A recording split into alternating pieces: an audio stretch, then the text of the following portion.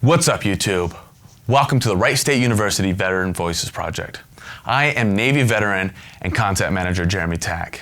On behalf of the Veteran Voices Project, we'd like to thank you for watching this interview and to let you know that the best way to support us, and especially the veterans featured on this channel, is to hit that subscribe button. So go ahead, feel free to smash that subscribe button, please hit that like button, and go ahead and comment and share. Again, thank you for watching this important story. Hope you enjoy.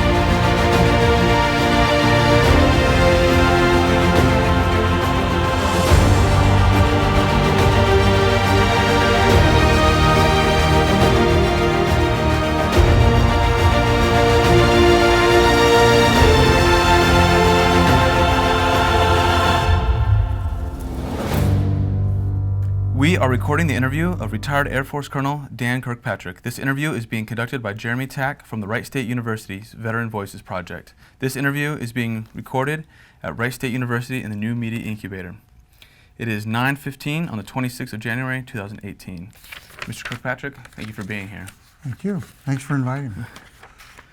So let's start off with where and when were you born?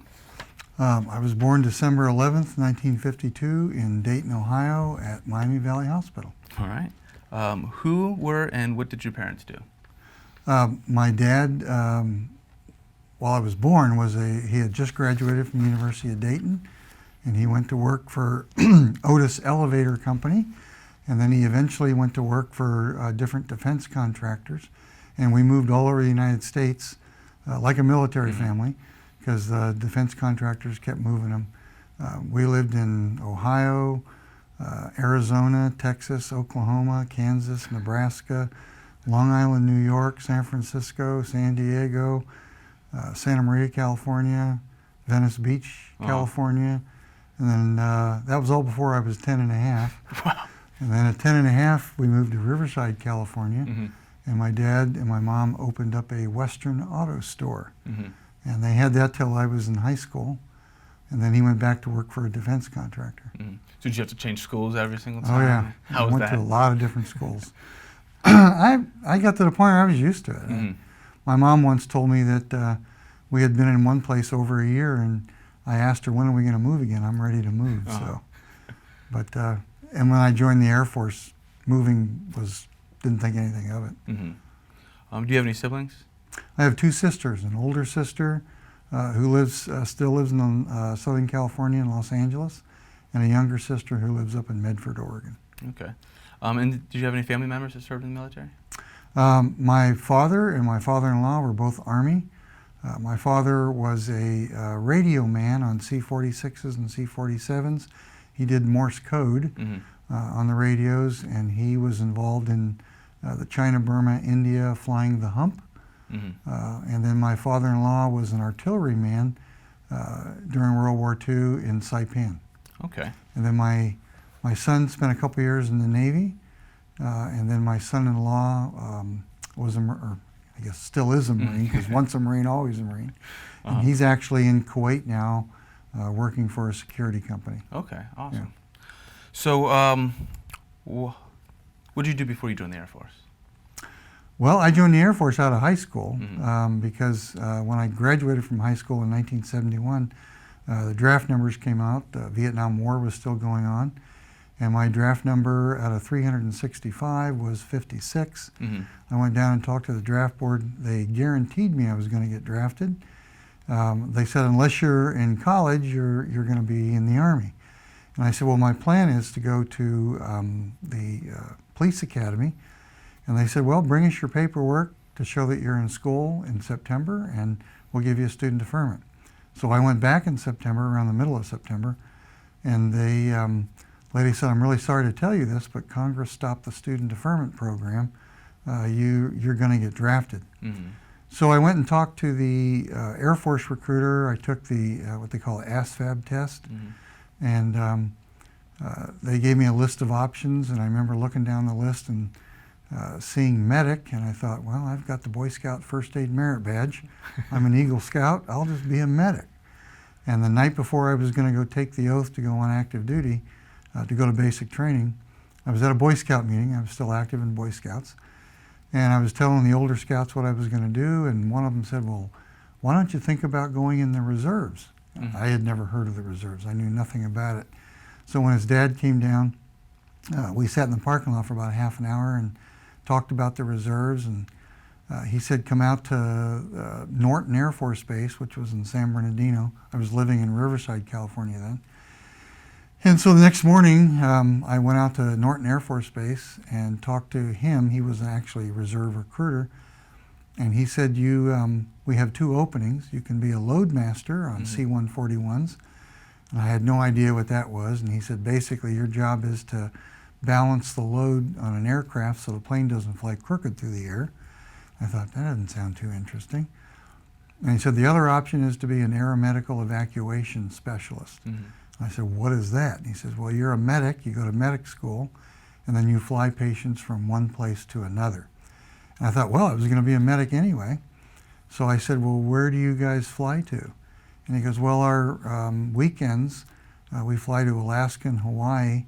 In our 2-week reserve camp, we go to the Philippines and Guam. And I thought, that sounds even better. Yeah. So I took the oath right then and there to go in the reserves.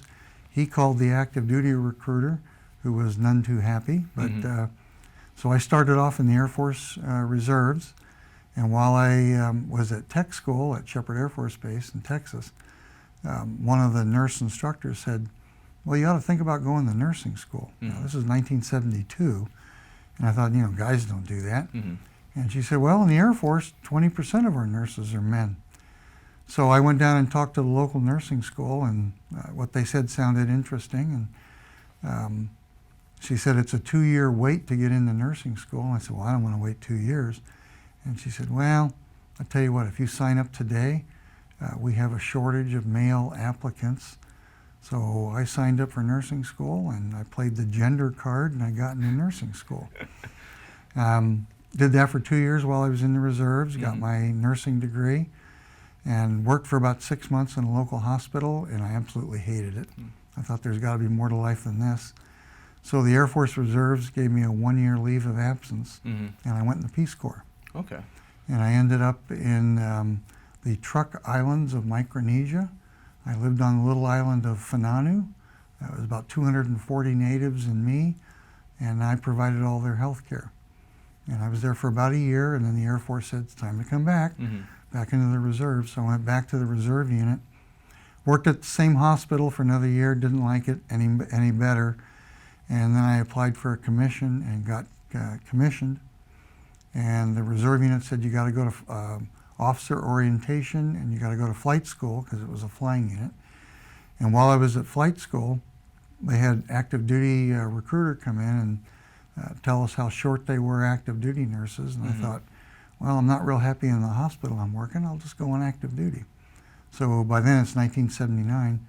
So I went on active duty, and the interesting thing is my first assignment was Wright-Patterson Air Force Base. And when I got to Wright-Patterson, I showed up, went to the information desk at the hospital because I had no idea where to go. And they said, report to the captain down in the staff development office for a 2-week orientation to the hospital, and then you'll report to your unit. So I reported to the captain down in staff development, and 37 years later, I'm still reporting to that captain. We ended up getting married, and I still report to her. She got out after 3 years, but she's still the boss. And then I worked on that unit for 4 years. I worked on the inpatient mental health unit for 2 years, and then I worked on the alcohol rehab unit for 2 years. Then I got transferred to Lackland Air Force Base, to Wilford Hall, the Air Force's biggest hospital at that time. Worked in mental health, And then I had gotten commissioned with an associate's degree. So after that 2 years at Wilford Hall, the Air Force sent me back for a bachelor's degree at Incarnate Word College, which is now University of the Incarnate Word in San Antonio. Did that, got my bachelor's degree in nursing, and then got transferred to Shepherd Air Force Base. And I worked at the hospital for a year. Worked in their alcohol rehab unit. It was the largest one in the Air Force. And then I applied for and got a second AFID assignment to get a master's degree at the University of Texas at Arlington. And I was very fortunate. I was able to double major. I got a master's in mental health nursing and a master's in nursing administration. After that AFID assignment, they sent me back to Wright-Patterson from 93 to 96. Worked as the nurse manager of the inpatient mental health unit for 3 years. By then, I had gotten promoted to lieutenant colonel, and then got transferred to Andrews Air Force Base outside of Washington, D.C. It was a very interesting assignment. I went there to be the senior mental health nurse for a program that the Department of Defense had started in Washington called the National Capital Area Mental Health Alliance. And what they had done is they had taken all the mental health assets between the Army, Navy, and the Air Force, and they had merged them. And what they did is they took the adult mental health program and put it at Walter Reed Army Medical Center. They put the adolescent mental health over at Bethesda, and they left the substance abuse program at Andrews. Well, I was the senior mental health nurse for the Air Force in that program. So what they had also done is they had moved staff from all three branches of the military, medical, to all three locations. So you might have an Air Force lieutenant working on the inpatient mental health unit at Walter Reed, and their immediate supervisor might be a Navy nurse whose supervisor was an Army nurse. Well, the evaluation systems are totally different, officer evaluation systems. So my job as the senior mental health nurse was to travel between the three facilities to make sure that the evaluation written on an Air Force nurse by a Navy supervisor who was being supervised by an Army nurse, make sure they followed Air Force guidelines and make sure that the nurses were getting appropriate officer performance reports. In addition to that, when I got to Andrews, the chief nurse there, who was also the medical operations squadron commander, medical operations there was over 700 people. She informed me the day after I got there that I was going to be the deputy chief nurse, and I was actually going to function as the chief nurse for the hospital because she was too busy being the squadron commander. So I ended up, in addition to those mental health responsibilities, I handled the nursing assignments, the performance reports for over 200 nurses assigned to Andrews Air Force Base. So I kept really busy. She eventually transferred to Misawa Air Base in Japan after I was there for a year. And about 6 months after she left, she called me up and said that they had a medical operations squadron command position and chief nurse position coming open at her facility in Japan. And she asked me to apply for them, so I did, and I was fortunately selected. So I ended up in Japan for 3 years, working for her again for 1 year, and then another hospital commander for 2 more years. While I was there, I got selected for colonel. It was a great assignment. We loved being in Japan. The people were wonderful.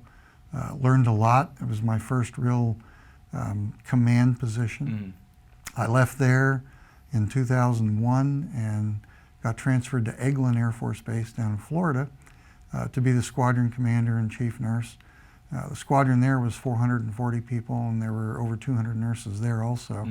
So I kept pretty busy. I was there a year and a half, and I was there when 9/11 occurred.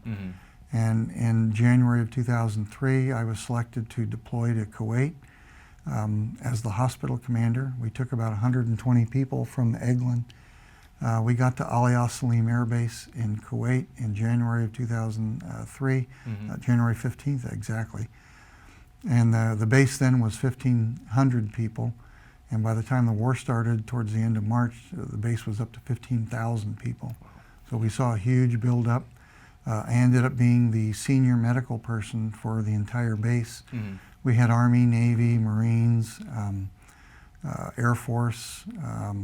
We were the special ops base because we were the closest large base to the Iraqi border. Mm-hmm. We were only 39 miles away. So I got to work with all the different branches of the service, with the Kuwaiti military. The British had a large contingent of medical. Mm-hmm. The Australians had some medical people there. So I was very fortunate. I got to work with all of them. I was the senior medical person. We had weekly medical meetings with all the different groups, and to make sure we knew what each other's assets were, and so I could report to the base commander what was going on. It was a very interesting time. Mm-hmm. One of the more interesting things that happened was the day after I got there, the base commander called me in for a meet and greet, and we sat down for about an hour and just talked about where we had been stationed, who we knew. The last thing he said to me was, the Kuwaiti government has told me to tell you that once you get your hospital built, because we were building a field medical hospital, the Kuwaiti government doesn't want you treating any Iraqi casualties in your hospital. And I looked at the base commander and I said, "Sir, that's a violation of the Geneva Convention." And he smiled at me and said, "You heard what I said. The Kuwaiti government doesn't want you treating any Iraqi casualties in your hospital." So I again said, "Sir, the law of armed conflict, that's a violation of that also." Mm-hmm. He smiled again and said, "You heard me.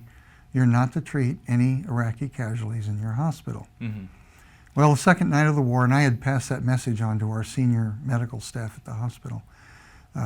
Second night of the war, I got a call about 10 o'clock at night from the base command post. You have inbound casualties, 4 of them, unknown injuries and unknown origin. Mm-hmm. So we did a recall, got all our hospital people together.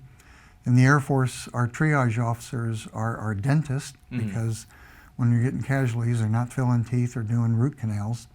So our senior dentist, who was a lieutenant colonel, he and I were out in front of our field hospital waiting for the helicopter to land. It landed, the ambulances went over to the helipad, picked up the 4 injured casualties, brought them over to the hospital, and when the doors opened, the first 2 people out of the ambulances were security guards with their weapons pointed at the injured people in the ambulance. And my triage officer looked at me and says, "Sir, these aren't friendlies." And I said, "Yeah, no kidding." And it turns out there was 2 Iraqi Republican Guard soldiers, an elderly Iraqi man, and a 13-year-old Iraqi boy. They were all in the wrong place at the wrong time. They were all shot up. He looked at me and said, "The commander says we can't treat him." I said, "Don't worry about the commander. You take him inside, do whatever needs to be done for him." So we took him inside, took all 4 of them to surgery, basically saved their lives. I told our admin person, I said, "Get on the phone, call the USS Comfort, the Navy ship that was out in the Gulf." And I said, "Make sure they have a helicopter here before the sun comes up to pick them up." Sure enough, 6 a.m. in the morning, they showed up. We loaded them all up. They were all patched up, all had gone to surgery, and they went out to the USS Comfort. I never told the base commander. He never asked me. I know he knew. Base commanders know everything. And when I left, he put me in for a medal, and in the medal write-up it talked about how we coordinated the care of 4 Iraqi casualties from the war. We were there for almost 5 months. As soon as the war started, the bad guys, the Iraqis, started shooting missiles at us. We had 16 real-world alerts. Alarm red, MOP 4. This is not an exercise. Everybody heading to bunkers. I shared a hooch for senior officers with the Army colonel who was in charge of the Patriot missile batteries. And he told me when the missiles stopped being shot at us that 3 of them were definitely headed for our base, and the Patriot missiles got them all. The others, he said, we couldn't tell where they were going. Scud missiles are notoriously inaccurate. They just go anywhere. So we know at least 3 were heading for us. Fortunately, the Patriot missiles got them. One of them, I was over at the hospital one day, and there was this tremendous boom, and we thought one of the Scud missiles had hit the base, and things were falling off the shelf, and somebody came running into the hospital, and he goes, I saw it.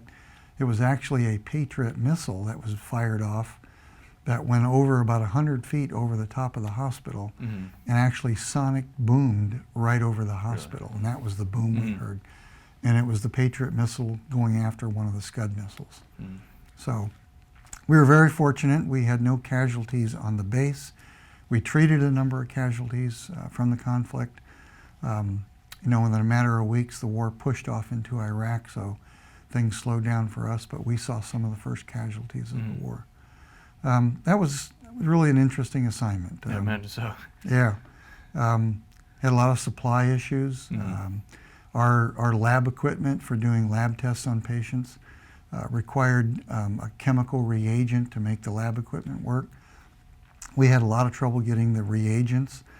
They were being shipped from Germany, and every time they got to us in the heat, the reagents would be spoiled. They had chemical indicators in them. And so one day our chief nurse and our supply sergeant, tech sergeant, came to me and said, we think we have a solution for getting the reagents. And this was about a week before the war started. And the supply sergeant said, yeah, I know the supply guy up in Germany at the warehouse where we get this stuff. And how about if you let us get on an airplane, the two of us, we'll fly up there, we'll personally get them, and we'll make sure they get back. Well, at that point, nobody was leaving to go anywhere because we knew the war was going to start. But the supply guy also knew a guy at the airport. So I told him, I said, okay, here's the deal. We don't tell anybody about this. I can't give you aeronautical orders because I'm not allowed to at this point. You get on that airplane, you make sure you don't get shot down. You come back alive. You got 2 days to get up there and get the supplies and come back. And while you're in Germany, you may each have 2 beers because Kuwait is a dry country, so nobody had anything. 2 days later, they were back with the reagents. They each had their 2 beers. They were safe, but because of that, we were able to run our equipment and provide lab services. After they got back, I called the command surgeon for the AOR over there, who happened to be a friend of mine, a physician. His name was Colonel Jex, Tim Jex, and I called him on the phone. I said, Tim, this is Dan at Ali Al Salim. Just want to let you know what we did, and I explained the whole thing. There was a long pause, and he goes, Dan, don't ever do that again. And there was another long pause, and he goes, but good on you guys for figuring it out. So we got our lab agents, and we were able to proceed and provide services. And we had a lot of little things like that. We had supply issues with just basic medical supplies. We had to do some scrounging. Our supply guy was like a radar O'Reilly. He would go into Kuwait City to the airport, and he would scrounge things and come back an hour later with what we needed. It was an incredible experience. So that was in 2003. I came back from that. One more story about that. I had a exec officer, a academy grad, lieutenant, female, who was assigned to me as my exec officer while I was the hospital commander. And the day I was leaving, my base back at Eglin called me up one day and said, you're being transferred to the Air Force Academy. You have to come back early. Well, I told the commander of the hospital, Eglin, I said, sir, I'm sorry, I'm going to disobey you. I'm not coming back early.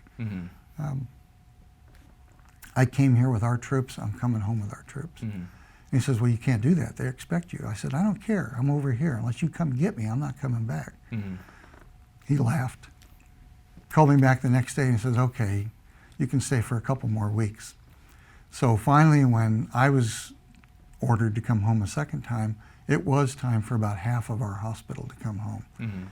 So the day I was leaving, my exec officer was going to stay to be the exec for the guy that was going to replace me. And she had made friends with a bunch of special ops guys. And she came up to me and she said, I have something I want you to take that's from me. She goes, I appreciate you being our commander. And she goes, don't ask me where I got this. And I said, now hold on a second, I can't do that. She goes, no, really, I want you to take this. And I said, well, what is it? And she reached into her pocket and she pulled out a big silver fork.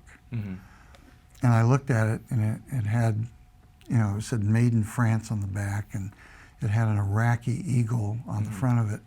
And I looked at her and I said, where did you get that? And she said, the special ops guys got it. Well, I knew they had gotten it from one of Saddam's palaces. And I said, I can't accept that. And she goes, oh, please take it. I want you to have it. And I said, well, why don't you keep it? And she said, she laughed and she goes, I have a whole set. So I said, okay, I will take it, with the deal being that when the Iraqi government gets back together, I'll mail it back to them. So I wrapped it up in a paper towel, stuck it inside my combat boots, because we were flying home in civilian clothes on a civilian contract plane. Well, that afternoon, as we're getting briefed about leaving that evening, they had all of us that were leaving that day, and they said, we've had a lot of problems with things disappearing from Iraq. And the U.S. Customs is going to start doing customs searches next week. Well, tonight, we're going to practice. And so we have randomly selected 5 people. We're going to go through your stuff. And this poor little airman first class come up to me, and they read off the names, and the very first name of the 5 was me. So he comes up and he says, sir, I have to search all your stuff. So he starts going through my duffel bag and my A3 bag. He is going through everything. He's unwrapping my underwear. He's checking out my T-shirt, my toothpaste tube. He gets to my boot, and he reaches down inside, fills this thing, and pulls it out, unwraps it, and it's this fork. And he goes, what's this? And I said, it's a fork. He goes, a fork? I said, yeah, it's a fork. He goes, oh, okay. He wraps it back up and sticks it back in my boot. I still have it. When the Iraqi government gets back together, I've told my kids this, my wife this, I will mail it back to the Iraqis. Hope this doesn't get me in any trouble. But to finish off that story, when I got back to Eglin Air Force Base, I was given 2 weeks R&R, took the kids to Disney World and all that kind of stuff. Came back for my change of command ceremony, because I had been the medical operations squadron commander. The lieutenant had come back the day before, and she came to my change of command ceremony, and she's standing in the back of the room as I'm giving my little speech about thanking everybody, and I was especially thanking the people that I had deployed with. And my last comment was to her, and I said to the lieutenant, I said, Lieutenant, in your Air Force career, when you come to the fork in the road of your career, she actually fell down on the ground laughing. Nobody else knew anything about it. And she was just laughing, and they're like looking at her like, what's so funny about a fork in the road? Well, she got it. So anyway, I went from there. I got transferred to the Air Force Academy. I was sent there in 2003 as part of the effort to clean up some of the problems the Air Force Academy was having back then with the sex scandals and things like that. So I was 2 years at the Air Force Academy, very interesting assignment, lots going on. Because I had worked with suicide prevention programs when I was stationed at Andrews, I got put in charge of coordinating the suicide prevention program for the Academy. So I got to meet a lot of different people. I went there just to be the chief nurse, and the medical operations squadron commander there didn't like being a commander. He was a physician. So he volunteered to deploy. So they deployed him, and they said, well, you've been a medical ops squadron commander before. You're going to do it again. So for the 3rd time, I got to be a medical operations squadron commander. Was there 2 years, and then finally got transferred back here to Wright-Patterson in 2005. This is where I wanted to end my career. So 2007, after 34 years in the Air Force, 6 enlisted and 28 commissioned, I retired out of Wright-Pat. As soon as I retired, I took a job at Wright State University, teaching for the School of Medicine, disaster preparedness, and teaching for the School of Nursing, mental health nursing. Thoroughly enjoyed that, and retired from doing that 2 years ago. Awesome. So. Well, wonderful career you've had all over the place, from being a kid to In the military, it's... And I have to say, the proudest moment of my Uh-huh. Air Force career was the day I pinned on Staff Sergeant. Really? When I was enlisted. And why is that? It just, I went through basic training, I went through tech school, I got to fly a lot all over the Pacific, Hawaii, Alaska, Guam, the Philippines. To me, when I made staff, the message was you're really a part of the organization. That meant more than getting commissioned. It meant more than any rank I made as an officer. It meant more than getting promoted to colonel. Being a staff sergeant to me was you're in it, you're a part of it. And we had some very memorable experiences flying Aerovac. Our squadron commander back then, the reserve squadron commander, liked signs in his office from all over. So we collected signs from all these different places we went. I remember we were in Hawaii one time, downtown in Honolulu, or in Waikiki, and this bar had this really cool Best Bloody Marys in Honolulu sign. We got it and brought it home, presented it to our commander. We were up in Alaska one time, and it was the middle of winter, and there was snow everywhere, and we're riding the bus from the flight line to the hospital to see who the patients were going to be for our flight the next morning. And one of the staff, there was like 15 of us, saw a caution moose crossing sign. So we convinced the bus driver to stop so we could all get our picture taken with the sign. And while we were all jostling around for pictures, a couple of us were behind the sign. All the med techs carried wrenches for hooking up oxygen equipment in the aircraft. We were unbolting the sign. So that time we brought home a caution moose crossing sign. The best one though, I have to tell you, we were back in Hawaii one time, and it had been lightly raining, so we're all wearing windbreakers, and we were in this bar, and 3 Marines walked in their full dress uniform. They had been on some detail for a flag ceremony or whatever, and one of them had his ceremonial sword. And the bar manager went up to him and said, you can't be in here with a sword, it's a weapon. We don't allow weapons in the bar. So he said, you either have to leave or let me put the sword in my office. So the Marine said, oh, here's the sword, put it in your office. Well, a group of us were sitting at the bar table next to his office. That was too much of a challenge. So, and I wasn't a part of this one, but one of our guys looked around, no one was looking. He slips into the bar manager's office. He stuffs the sword down his pants. Now he can't bend his leg. And he covers up the hilt of the sword with his windbreaker. And he slips out, and a couple of our guys dragged him out of the bar because he was too drunk to walk. We flew home with the sword, presented it to the commander. We felt guilty about that one. The Marine's name was etched on the sword, so we did mail it home. We mailed it back to his unit, found out where he was from. But it was really cool presenting the sword to the commander. He thought that was great. But that one we did send back. We had a lot of fun as reservists. We worked very hard. We flew back some really difficult patients. I remember one patient we flew back was a Korean lady who was married to a GI in Korea, and she was cooking on her little kerosene stove, and the stove blew up, and she had massive 3rd-degree burns all over her body. And we picked her up in Hawaii. She had been flown from Korea to Hawaii by an Aerovac crew. Our crew replaced that crew. We picked her up, flew her to Travis Air Force Base. Flight surgeon came on because they were going to spend the night there. Flight surgeon came on and said, you got to get her to Brooke Army Medical Center, the burn unit, now. So they augmented our crew because we had broken crew rest.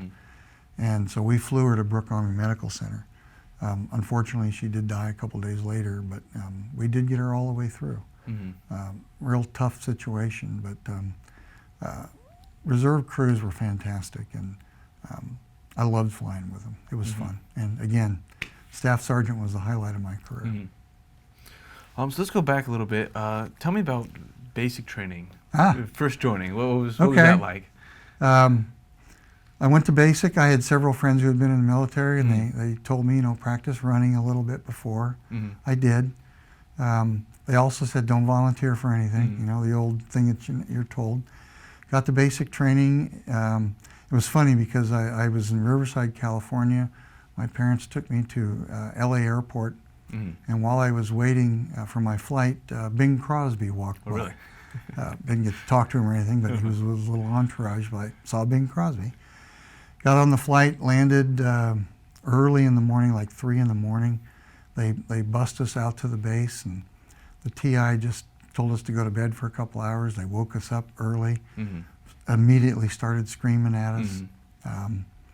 I remember the first full day, they were going through all of our belongings.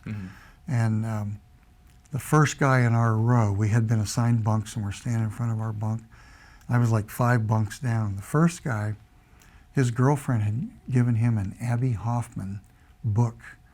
Abby Hoffman was a radical anti-war, anti-military.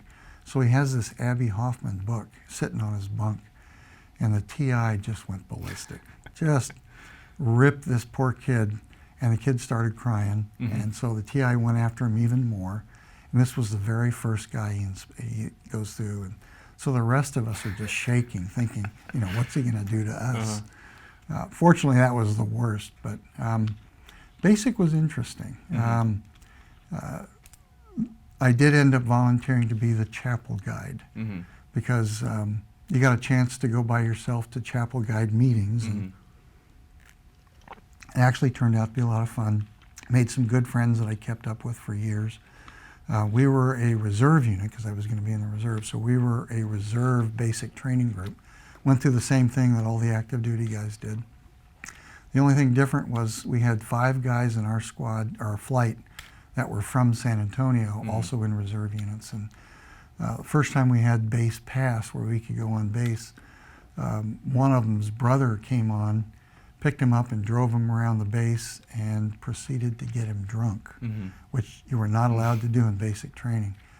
So when he brought him back later that afternoon, we had to carry him in and put him to bed. I mean, he was really intoxicated. Well, about 2 in the morning, there's this pounding on the door, and the door guard, who is it? And it was medics from the base hospital, from Wilford Hall. They had a bad surgical case that needed blood, and it turned out that this kid that was drunk had the blood type. So they were there to get him, to take him over to the hospital. They took him over to the hospital, and his blood alcohol was too high. So they brought him back. He got reamed out. Oh, man, so, yeah, he got in big trouble. Our flight was always doing silly things. We ended up doing the clipper in the kitchen. We got KP duty more than any other flight, which was not fun. But we all got through it. We lost one person who went to the motivation flight. I don't know if you're familiar with that. No. But motivation flight was for airmen who just didn't quite get it. And we actually shared a dining hall with the motivation flight, so we saw them. We would all march to the dining hall, but once you got there, you were allowed to stand quietly outside. You could talk in a low voice, but you didn't have to stand at attention or anything. Motivation flight, when they're in line, they had to stand at attention. They weren't allowed to talk. When we got inside and you got in line, you would get your tray and your silverware and you could, I want this or that. Motivation flight had to stand at attention the whole time. When they got to the trays, they had to pick up a tray and smack it to their chest and shout out tray. They had to shout out spoon, fork, knife. And then when they went through the line, they weren't allowed to pick their food. They got through the line. They would march to their table. They would hold their tray until their TI said, put your trays down. Then they would put it down, stand back at attention. And then he'd say, doff your gear, your jacket, your canteen. If they didn't do it fast enough, he'd make them put it back on, and then he'd make them run in place. So we're the other people in the dining hall watching all this. It kept a lot of us out of trouble. Because when they finally did get to sit down and eat, they had to eat what was called a square meal, which was fork in the food, pick it up, straight over, back down, another mouthful, So it was referred to as eating a square meal. So just watching the motivation flight guys kept most of us out of trouble. Mm-hmm. Yeah. Is there any TIs or instructors that you Yeah, remember? there are. I still remember the names of both my TIs. We had this Staff Sergeant McWhorter. Mm-hmm. He was a big, tall, black guy, very sharp. I mean, he was the epitome of military. Mm-hmm. Looked great in his uniform. He would walk in the morning at 5 a.m. and he'd scream out, "Get up, get out of bed and get your shoes on." Still remember that. Mm-hmm. Said that every morning. He was very, very sharp. The other guy, the TI, was a white guy from West Virginia, Airman McWhorter. No, yeah, I get it mixed up. Anyway, I may have the names wrong here. McFadden was the staff sergeant. McWhorter was the airman. McFadden was the really sharp guy. McWhorter, he didn't have a clue. He was from West Virginia. He was a hill kid, a hill country kid, and he was funny, but he really didn't know what he was doing. I mean, McFadden kept the group together. McFadden, to me, was one of the sharpest Air Force guys I ever met. Still remember their names, McFadden and McWhorter. They were great. They were really sharp. McWhorter wasn't as sharp as McFadden, but basic wasn't bad. Air Force basic is not real difficult. You do a lot of marching, a little bit of running. Push-ups and sit-ups weren't a problem. Had a good time in basic. Tech school was interesting. We got sent up to, those of us that were going to medic school went to Shepherd Air Force Base. And the Air Force was short medics at the time. So they were taking their 15-week medic course and shortening it to 12 weeks. I was in the first class of that. They called it the Roadrunner course. So I got out of there 3 weeks early. And tech school had a great time. That's where the nurse approached me about going to nursing school. It got me to thinking about it because I had never even thought about that. And finished tech school. Because I came back early, my reserve unit, the 68th Air Medical Evacuation Squadron at Norton Air Force Base, said you have to do some additional active duty time. So they sent me over to March Air Force Base, which was only a few miles away. And I worked in the hospital there, and I got some experience on a pediatric unit, on a surgical unit. Got to go down in the ER for some time, and really learned a lot working with the active duty. And the lady who was my first supervisor there was a major who I still exchange Christmas cards with. Yeah. So I made some lasting friends there. Yeah. And when you commissioned, did you go to OTS or? Well, in the Air Force, if you're medical, back then you went to what was called MIMSO, Military Indoctrination for Medical Service Officers. And it was a 2-week course, only 2 weeks. And it was basically a 2-week party. Probably the most important thing they taught us was how to hold a wine glass when you're at a social event. We did a little bit of marching. They taught us how to wear a uniform. Now, I was prior enlisted, so I knew most of the stuff, but most of the rest of the class were new physicians, new nurses, new lab officers, new psychologists, whatever. It was interesting watching those people who had no background trying to learn how to march. And but MIMSO was a 2-week party. Yeah. And then from MIMSO, I went to the flight nurse course, which was down at that time. It was down in San Antonio at Brooks Air Force Base, and that was a 6-week course, if I remember right.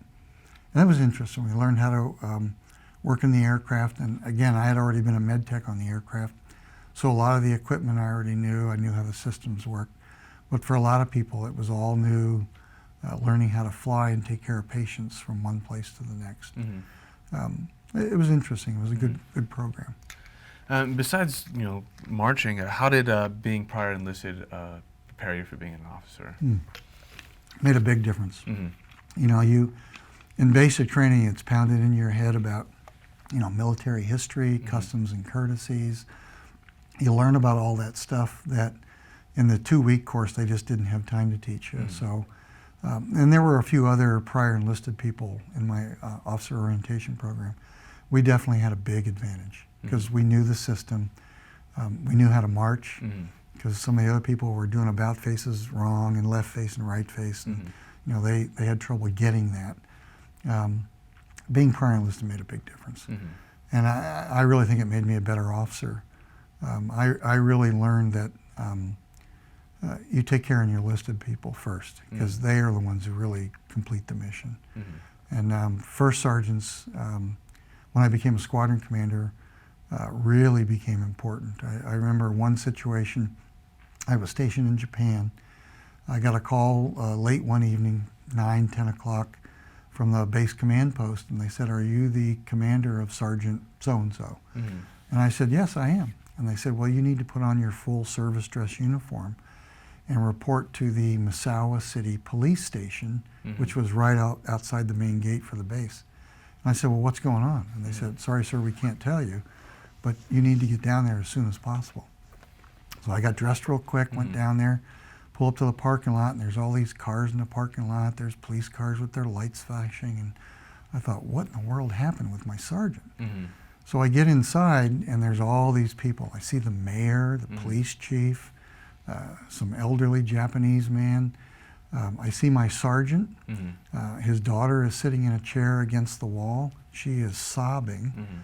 My first sergeant comes over, grabs me, and takes me over to an empty corner of the room. And he turns me around so my back is to everybody else. And he looks at me and he goes, "Sir, we have a potential international incident involving Sergeant so-and-so's daughter." And I kind of got wide-eyed. And the next thing he said to me is, "Don't laugh when I tell you." And I said, "Don't laugh. You just told me this is a potential international incident." I said, "What's going on?" And he goes, "Well, Sergeant so-and-so's daughter and another sergeant's daughter, they're not back here yet. They were riding around outside the base in the city, downtown, small city, 30,000 people in Misawa.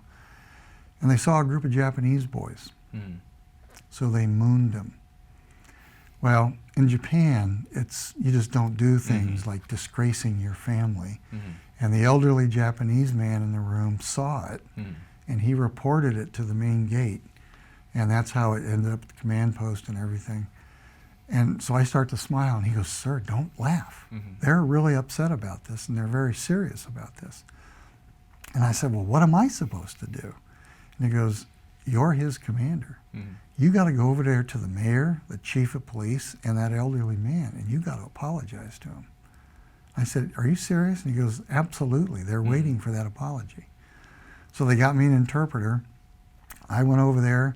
I'm holding my hands and bowing down to him, and very, very sorry for the indiscretions of our American youth. We'll make sure it never happens again.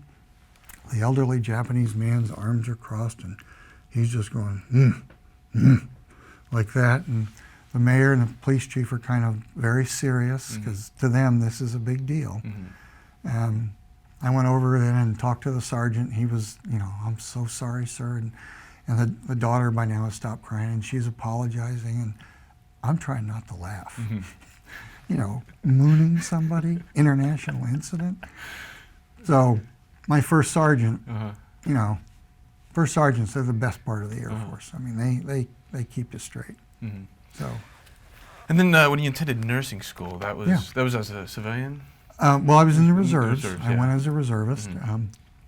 So how did your military experience, did it play a shape Oh, in yeah. that? Yeah, a lot of the things in nursing school are basic nursing care. Well, as a med tech, I learned that in tech school. So once again, I was ahead of the game. A lot of the other nurses, nursing students this was all new to them. There were a couple other guys. We had 70 students in our class, nursing students. There were 7 guys. When we graduated 2 years later, we had 30 students left and 5 guys. And one of the other guys had been an Air Force medic, and one of the females had been a medic. So we were definitely ahead of the game. We did learn new stuff, of course, but the basics, how to take vital signs, how to do dressing changes and things like that, we had learned in the military. So I definitely had an advantage in nursing school because of my military background. And I apologize if I'm jumping around here, That's all right. but Peace Corps, tell me about that. Okay. I had finished nursing school. I was in the reserves. My older sister had been in the Peace Corps for a couple of years in Africa, and it always kind of interested me. So when I finished nursing school, I went to work at the civilian hospital, and I really didn't like it. I thought, I don't want to do this for the rest of my life.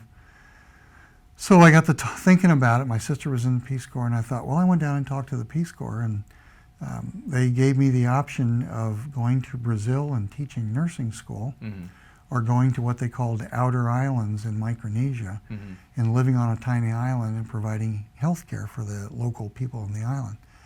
So I went and talked to the reserves, and they said, well, we'll give you a 1-year leave of absence. There was a clause that I could do that. So I ended up going to the Truk Islands. They're now called the Chuk Islands of Micronesia, and I got sent. We were there for 2 months on the main island for basic care, learning some language, learning what the typical medical issues are. And then I got sent out to my island, the island of Fananu. That's F-A-N-A-N-U, Fananu. We'll find it on any map. It was less than 1 square mile.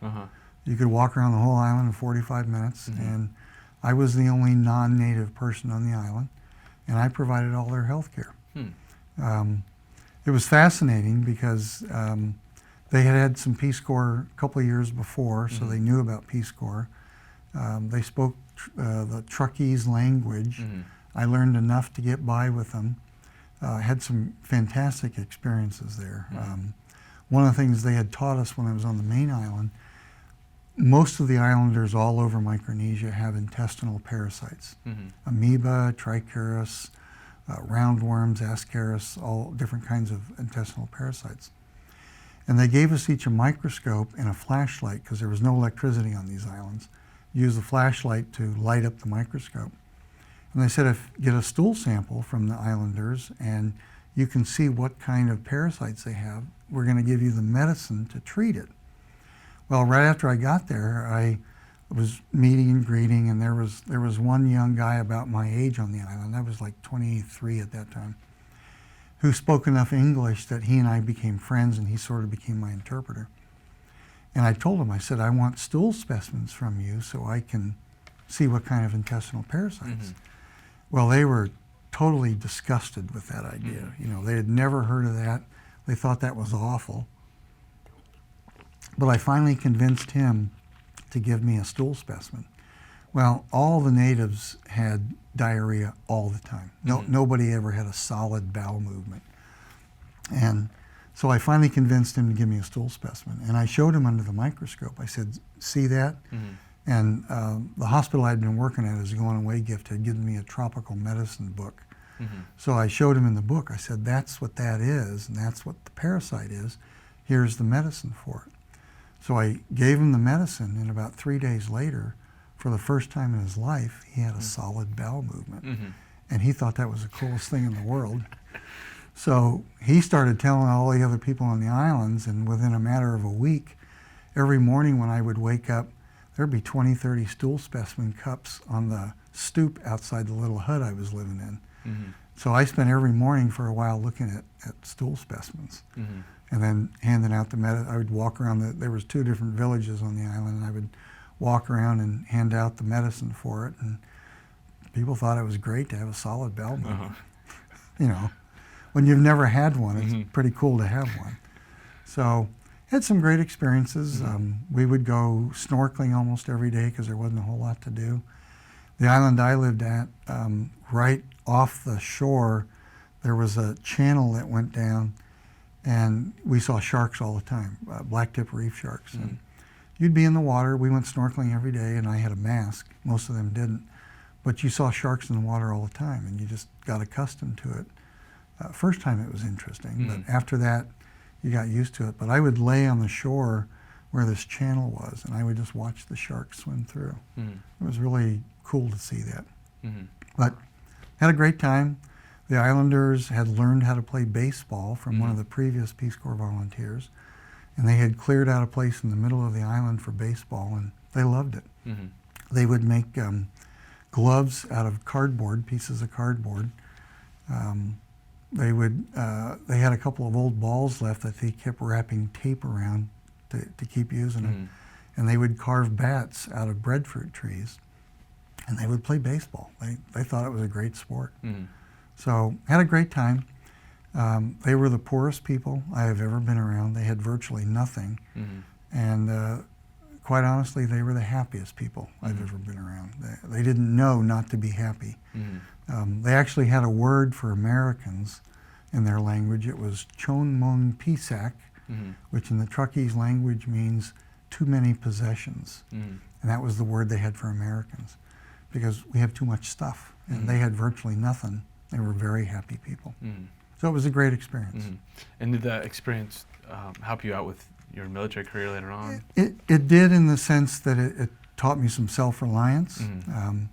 It taught me to look at people a little bit differently, that because you don't have something doesn't mean you're a bad person or whatever. Again, the happiest people I've ever been around had the least amount of things. So it really taught me that material possessions aren't that important in life. Relationships, friendships. My mental health background, I worked in mental health for a lot of years, really helped me to be, I think, a better squadron commander. Because in mental health, we were taught you have 2 ears and 1 mouth. Listen twice as much as you talk. And I found that listening to people as a squadron commander really made a big difference. A lot of times people would come to you as the commander with problems, and just sitting there and listening to them, a lot of times their problems became less, simply because they were able to talk about it. I had some interesting experiences as a commander, different things happening, but I got to be a squadron commander 3 times. I got to be a deployed hospital commander to Kuwait. That was a fabulous experience. Had a great time. And then later, when you retired, you became a professor here at Wright State. Well, I wasn't a professor. They called me a clinical instructor. Clinical instructor, right? Yeah. So what was that like this time? Now you're teaching your experience. Yeah. Well, I've always enjoyed teaching. I mentioned earlier that 3 years of my assignments in the Air Force, I was the supervisor of the mental health technician course, and I did a lot of teaching in that program. I've always enjoyed teaching. Having all the experiences I had, both enlisted and commissioned, I think made me a better instructor. Because I would talk to the students. To this day, I still go to the local junior college, Sinclair, and I do an afternoon seminar on leadership in nursing. And I talk to them about different principles, and a lot of it was examples of things I learned in the military. And some of them were things I learned in the civilian hospital I worked at. So just a lot of good principles. My military career really helped shape me. I would do it again if they'd let me, but they told me I was too old. I had a great time in the military. So, and then after what was the position called again? The clinical instructor? Clinical instructor. You've ultimately became mayor of Fairborn. Yeah. Tell me a little bit about that. I actually got involved while I was teaching at Wright State.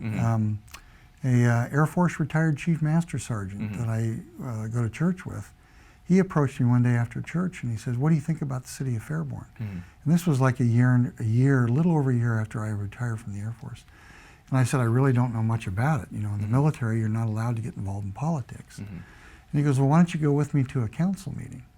So I went to a city council meeting, and this was a time when Fairborn City Council was, I'll put it bluntly, somewhat dysfunctional. They were having problems. And a couple of the council members did some things that I thought, you never ever saw in the military. People talking about each other the way they were doing it. And after the meeting, he said, "Well, what'd you think of that?" And I said, that was, not military. And he goes, "Well, why don't you do something about it?" And I said, "What are you talking about?" He goes, "Why don't you run for city council?" And I jokingly said, "Well, I'll run if you'll be my campaign manager." And son of a gun got me elected. So I spent 4 years on city council, learned a lot about how cities function. I mean, this was totally new for me. I'd been in the military, I knew how the military functioned. I had done all the military, professional military education, Air War College, Air Command and Staff. So you learn how the military system works. I had no idea how a civilian system worked. So for 4 years, I learned how local governments work. I got to make friends with some local politicians. And then the opportunity to run for mayor came up. And somebody decided to run that I thought I could do a better job. So I went home and told my wife, and she said, well, you better run. So I ran. There were 3 of us. One of the other guys was also a veteran. And I fortunately got the most votes out of the 3. And mayor here is 2-year terms, so I did 2 years as mayor. And then I guess I did an okay job, because when I ran the second time for a 2-year term, nobody ran against me. So my wife voted, and that's all I needed to get in. So I got to do 4 years as a city councilman, 4 years as mayor, and Fairborn has an 8-year term limit for either position. So I did my 8 years, completed that in December of 2017. So now I'm just, I'm the co-chairman for Fairborn's Military Veterans Memorial Project. I'm on the Greene County Community Foundation. We do a lot of charitable work for different groups around the area. I'm the co-founder of Fairborn's Christmas in Action program, where we get volunteers together once a year, and we get a lot of base volunteers and Wright State student volunteers. And we perform home repairs for elderly and low-income citizens who otherwise couldn't afford to replace a window, fix a door, paint the outside, paint the inside, fix a roof. And we've had upwards of 200 volunteers for that in the past. And I co-founded that because I got involved in that in another assignment when I was at Shepherd Air Force Base in Texas. They had a chapter of it, so I met with the director of the Senior Center, and her and I started a chapter here. I'm still on the Fairborn Senior Center Board of Trustees. I was recently approached by the Dayton VA, and they asked me to be on the American Veterans Heritage Center out at the Dayton VA on their board. And because I have an education background in the military and teaching at Wright State, they have one area that they haven't developed, and that's an education program. We want to educate young people. And so I've applied for that position. They have their board meeting in a couple weeks. I'm told I won't have any trouble getting in, but I'm waiting for their final vote. And once that starts, I've already talked with a number of people who want to be on that committee, and we're going to develop educational materials about veterans to go into elementary, middle, and high schools. Because my understanding, the percentage of veterans in the United States keeps dropping down lower and lower. And your average citizen knows very little about veterans. So along with the program here at Wright State, we want to increase the knowledge level for young people about veterans. That's one of the reasons the Veteran Memorial that we're building in Fairborn, we're going to have pictures of Fairborn veterans, and on the back of the memorial, where you can walk around the back of it, there's going to be the history of Fairborn etched into the granite panels. So kids can come learn about the history of the community that they live in and go to school in. So I'm involved in a lot of community activities. To me, it's just part of giving back. So. That's great stuff. So you've been, seems like all over the place, both as a child and then in your military career. What was the most favorite place you've ever been? Well, favorite location in the States would have to be here. You know, I lived all over the United States as a kid, got stationed all over with the military. We were very fortunate to have 3 assignments here. I met my wife here, met some really good friends. We have a very strong church that we go to here. We always liked the Fairborn-Dayton area the best, even though I was born here. Dayton's a great area because there's lots to do. You can get to a lot of different places. My wife is from Baltimore. She still has relatives back there. We can be there in a day's drive. We have friends that live right outside of New York City. We can be to their house in a day's drive. My older daughter lives down just south of Nashville. We can go down there and visit within a day's drive. Chicago's 5 hours away.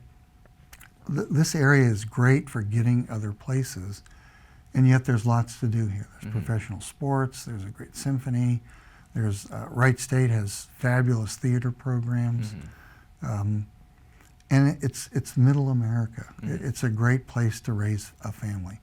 I really, from 10 and a half till I got out of high school, lived in Southern California, and the traffic, the crowds, it's dirty.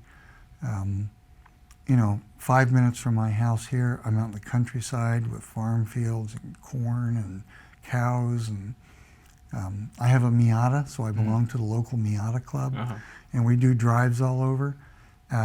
This area of the country is just beautiful. It's just a great place to live. So wrapping up here, is there a message you would like to leave for future generations that might be viewing this interview? If you're thinking about the military, absolutely consider it. I learned so much being in the military. The most professional people I've ever been around were military people. Not to say that civilians aren't, because they certainly are, but I learned more about how to treat people, about professionalism, about how to get the job done, how to accomplish the mission, being in the military. And like I said, if I could do it again, I absolutely would. Anybody who comes to me and says, what do you think about the military? I'm 100% pro-military.